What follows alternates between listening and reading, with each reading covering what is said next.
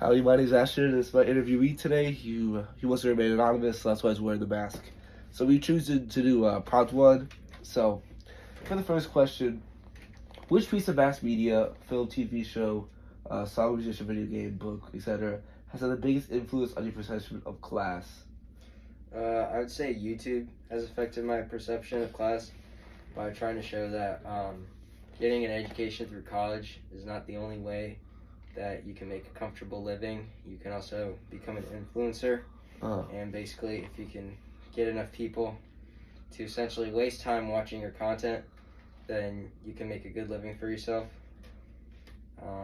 I've since tried to decrease the amount of online content I consume so I don't become one of these people. I don't necessarily agree with this kind of way of living, but it has changed the way I think about the world. And also, watching this kind of content has decreased my interactions with people because if you're watching the stuff, you're not interacting with anybody. So I've since tried to decrease the amount of time I spend watching YouTube to talk with more people.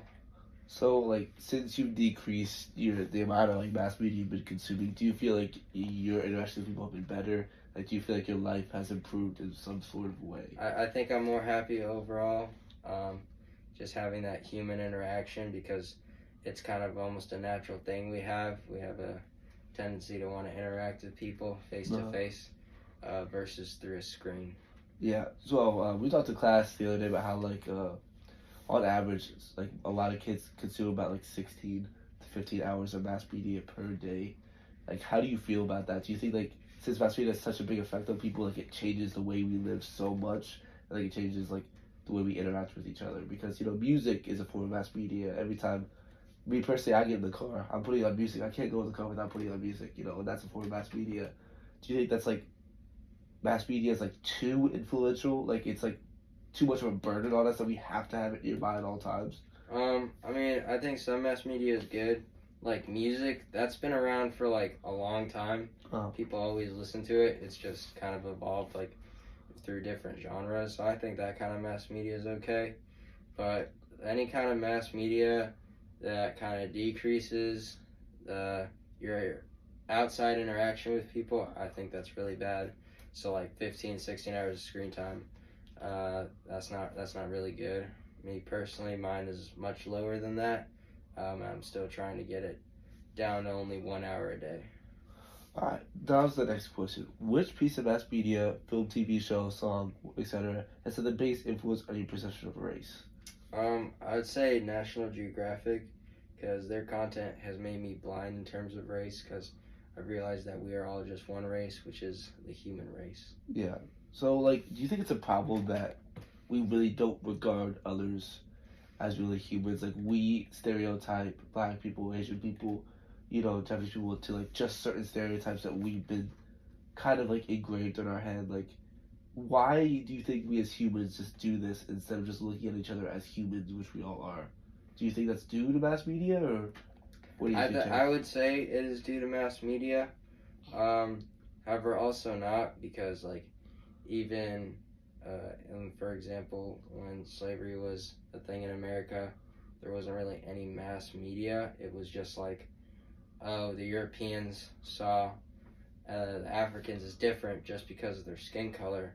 So I guess it goes back to kind of like a fear factor because they're like, oh, we don't know these people, so we're gonna try to make them our subordinates. I think that it's important that we all treat everybody the same, which that's definitely improved a lot. And however, there's still a lot more room to go. I think it's important. I think education is important. So learning about other people's cultures and their beliefs and living in America is a great place for that because it is a melting pot of all different cultures and races. So this would be the perfect place to kind of help promote that kind of education and awareness. So kind of connected to this is the fact that like a lot of like mass media is kind of centralized like the fact that the white person is good and like any other race is really bad. Like if you look at a lot of movies, it's always like the white person helping out the Indians or the white person saving the black person, like stuff like that. Like all of these movies depict the white man as like the savior, you know, like he's the one that's doing good, and like everyone else needs saved. So they're depicting all the other races as like lesser because they need saved.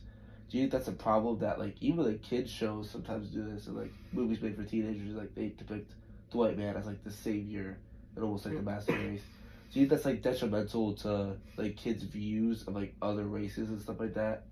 Yeah, I would say so because just as much as you can educate people on good things, you can educate them on bad things. So like those kind of forms of mass media, planting a seed like that in a young mind is definitely not good. And so I think like for in this case, like putting the white man as a higher form of being is definitely not putting us in the right direction. It should promote that we're all the same, and that anybody can be a hero, anybody can help anybody. Yeah. So, on to the last question. Which piece of mass media, film, TV show, song, etc., has had the biggest influence on your perception of gender? I would say just, I guess, the mainstream news channels, because I've realized that this kind of agenda that's being pushed by the wide left has promoted femininity, degeneracy, and weakness amongst men. And since then, I've become more supportive of traditional values and the role of the man in a relationship. However, this has also limited my interactions with people because whenever you do come across a person that supports those kind of horrible ideas, it's typically impossible to have a normal conversation or debate with them because they kind of just explode at you and start insulting you. So, like, we've always depicted the mass media as like the superhero, and like the super person is always like a man, like Superman, Batman, stuff like that. And like in these recent years, especially like Marvel, we've started like to come out with like an overcorrection of like women superheroes and like make them to be like so powerful. Like what's her face from Marvel that's like super powerful? She's like untouchable. That's like Superman. Wonder Woman. Yeah, Wonder Woman or whatever. Yeah, she's untouchable. Like nothing can touch her. And so like, do you think that this overcorrection is bad? And like kind of like sheds like almost like a worse light on feminism, I guess. I think it's not good because if you go down to biology, men are literally like biologically stronger than women. They are meant to protect the house, protect the women, protect the children, and just simply like putting this idea into children through narratives with like super women is not a good idea because it's just not wrong, and it's also wrong to say that, oh, this is just like toxic masculinity, because it's not. The man in terms of traditional values is supposed to protect and provide for the women, and that doesn't make them better because the women have their own role of raising the child and providing for the man as well. So I think that promoting this narrative that women are physically just as strong as men is just simply not right. All right. Well, thank you so much for your time. Thank you.